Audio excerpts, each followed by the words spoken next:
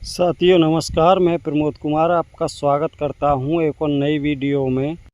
किसान भाइयों, अगर आपके धान की फसल में इस समय बालियां निकल रही हैं तो आपने देखा होगा उनमें कुछ बालियां आपको सफ़ेद दिखाई दे रही होंगी। धान की फसल में सफ़ेद बालियां दिखने का कारण है तना छेदक कीट। अगर समय रहते आपने इसकी रोकथाम नहीं की तो ये आपके धान की फसल को पूरी प्रकार से चौपट करने में सक्षम हैं। वैसे तो किसान भाइयों, मार्केट में तना छेदक कीट को समाप्त करने के लिए बहुत सारे कीटनाशक दवाएं हैं, लेकिन आज मैं आपके लिए कुछ ऐसी कीटनाशक दवाओं के बारे में बताऊंगा जिनकी कॉस्ट थोड़ी महंगी तो है, लेकिन किसान भाइयों वो स्पेशल में धान के तना छेदक कीट की रोकथाम करने के लिए ही तैयार की गई हैं। और साथ में ये भी आपके लिए बताऊंगा कि कितनी मात्रा में उनका प्रयोग करना चाहिए, और सही समय पर उनका प्रयोग कर लेते हो तो आपके धान की फसल में एक भी सफ़ेद वाली दिखाई नहीं देगी। क्योंकि किसान भाइयों, अगर आपने समय रहते कीटनाशक दवाओं का स्प्रे नहीं किया तो आपके धान की फसल में बहुत ही अधिक मात्रा में सफ़ेद वाली दिखाई देने लगेंगी, जिससे आपके धान का उत्पादन काफ़ी कम हो जाएगा, जिससे आपने अभी तक अपने धान की फसल में जितना भी खर्चा किया है वो सारा का सारा खर्चा बेकार ही जाएगा। इसलिए किसान भाइयों, आप समय रहते अपने धान की फसल में एक स्प्रे अवश्य कर लें, जिससे आने वाले समय में आपके धान की फसल में कोई भी वाली सफ़ेद दिखाई ना पड़े। अच्छा रहेगा कि आप गोब अवस्था में ही बाली निकलने से पहले अपने धान की फसल में एक स्प्रे अवश्य कर दें, जिससे आपके धान की फसल में तना छेदक सुंडी पहले ही समाप्त हो जाए और आपके धान में जो भी बाली निकले वो पूरी प्रकार से सुरक्षित निकले, एक भी उसमें सफ़ेद दिखाई नहीं दे। तो किसान दोस्तों, जैसा कि आप देख पा रहे हो हमारे धान की फसल में बालियां अभी गोब अवस्था में हैं और आज हम अपने धान की फसल में स्प्रे करा रहे हैं।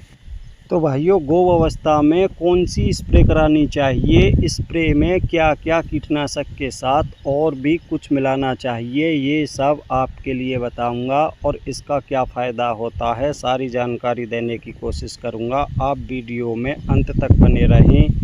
किसान भाइयों, जो स्प्रे आज हम अपने धान की फसल में करा रहे हैं, अगर आप भी इसी स्प्रे को अपने धान की फसल में कराते हो तो आपके धान का उत्पादन लगभग 15 से 20% निश्चित ही बढ़ जाएगा।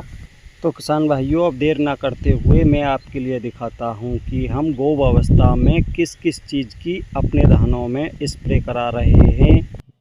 तो भाइयों, जैसा कि आप देख पा रहे हो यहाँ पर आपको ये 4 आइटम देखने को नज़र आ रहे होंगे। सबसे पहले हमने कीटनाशक लिया है सिजेंटा कंपनी का इनसीपियो, जो धान में तना छेदक को लंबे समय तक कंट्रोल करेगा। और इसी के साथ किसान भाइयों हमने लिया है याराविटा वोर्टेक्स, जिसके अंदर बोरोन होती है। इसके प्रयोग से धान के दानों की चमक बहुत ही शानदार बन जाती है। साथ में किसान भाइयों हमने लिया है एक स्टिकर। आप भी भाइयों जब भी धान की फसल में स्प्रे करें स्टिकर का अवश्य प्रयोग करें। साथ में किसान भाइयों, जैसा कि आप देख पा रहे हो हमने ली है NPK 05234, जिसके प्रयोग से किसान भाइयों धान की वाली में दानों की संख्या अधिक होती है। तो किसान भाइयों, अब बात कर लेते हैं कीटनाशक की, जो हमने सिजेंटा कंपनी का इनसीपियो लिया है। किसान भाइयों, ये पिछले वर्ष ही सिजेंटा कंपनी ने स्पेशल में धान के तना छेदक के लिए लॉन्च किया है, जो अपने आप में बहुत ही ज़बरदस्त कीटनाशक है। अगर इसकी डोज की बात करें तो किसान भाइयों 1 एकड़ में 100 ml से 120 ml इसकी डोज रखनी पड़ती है। अगर बात करें इनसीपियो के प्राइस की तो किसान भाइयों ये आपको 1300 से 1350 रुपये में उपलब्ध होगा। तो किसान भाइयों, आज हम अपने धान की फसल में इन्हीं की स्प्रे करा रहे हैं। अगर आप भी ये चाहते हो कि आपके धान की फसल में एक भी सूखी वाली दिखाई नहीं दे तो किसान भाइयों आप भी इसी स्प्रे को अपने धान की फसल में कर सकते हो। अगर आप सिजेंटा कंपनी के इनसीपियो की स्प्रे नहीं करना चाहते, आपको इसका प्राइस अधिक लगता है, तो किसान भाइयों इसके स्थान पर मैं आपके लिए दूसरा कीटनाशक भी बताऊंगा, आप उस कीटनाशक को स्प्रे में प्रयोग करके अपने धान की फसल को तना छेदक कीट से सुरक्षित रख सकते हो। तो किसान भाइयों, जैसा कि आप देख पा रहे हो, ये कीटनाशक है बायर कंपनी का फेम। अगर इसकी डोज की बात करें तो किसान भाइयों, इसकी 1 एकड़ में आपको 25 से 30 ml ही डोज रखनी है। अगर 1 एकड़ में इसके प्राइस की बात करें तो किसान भाइयों, ये आपको 600 से 700 रुपये में 1 एकड़ के लिए पड़ेगा, जो आपके धान की फसल को तना छेदक कीट से लंबे समय तक बचा के रखेगा। ये मानिए कि किसान भाइयों, अगर आप गोब अवस्था में इन दोनों ही कीटनाशकों में से किसी एक कीटनाशक का प्रयोग करते हो तो आपके धान की फसल में एक भी बाली शुरू से लास्ट तक सफ़ेद दिखाई नहीं देगी।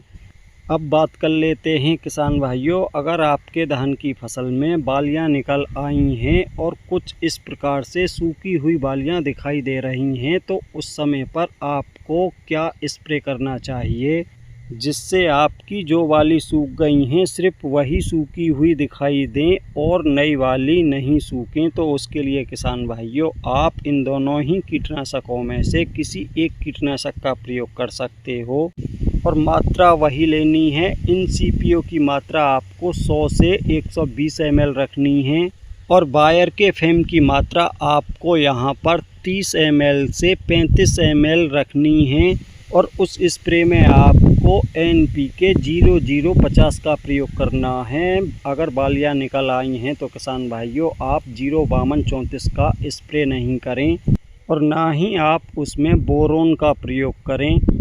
अगर बाली निकलने के बाद आप अपने धान की फसल में स्प्रे करते हो तो किसान भाइयों, आपको यहाँ पर ये सावधानी भी रखनी होगी कि उस खेत में आप दोपहर के बाद ही स्प्रे करें। अगर आप सुबह के समय उसमें स्प्रे करोगे तो आपके धान के दाने काले हो जाएंगे।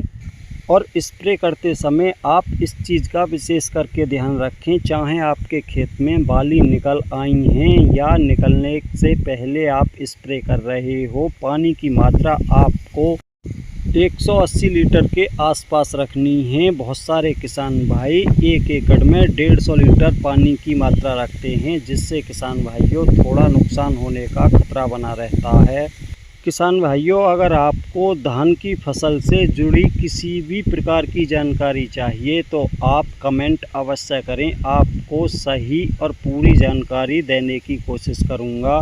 साथ में आपसे ये भी कहना चाहूँगा कि किसान भाइयों, मैंने आपके लिए इस वीडियो में जो भी बताया है किसी भी कंपनी का प्रचार नहीं किया है, सिर्फ आपके लिए वही बताया है जिसका प्रयोग खुद हम अपने धान की फसल में इस समय कर रहे हैं।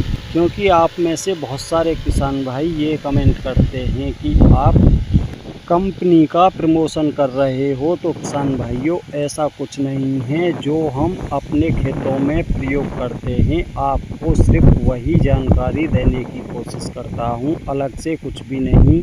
यहाँ पर किसान भाइयों आपको ये भी बताना चाहूँगा कि आप समय रहते ही अपने धान की फसल में किसी भी कीटनाशक का प्रयोग अवश्य कर लें, अन्यथा किसान भाइयों जैसे ही दोबारा से बरसात शुरू होगी, एक तरफ से धान की फसल में सफ़ेद बालियां दिखाई देने लगेंगी, उस समय पर आपको भारी नुकसान उठाना पड़ेगा।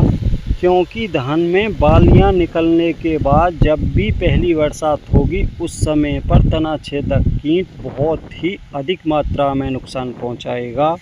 तो साथियों, आज की वीडियो में इतना ही था। वीडियो पसंद आई हो तो वीडियो को लाइक करें, दूसरे किसान भाइयों के साथ ज़्यादा से ज़्यादा वीडियो को शेयर करें और अभी तक जिन भाइयों ने हमारा चैनल सब्सक्राइब नहीं किया है कृपया हमारे चैनल को सब्सक्राइब करें, साथ में घंटी के बटन को ऑल पर सेलेक्ट कर दें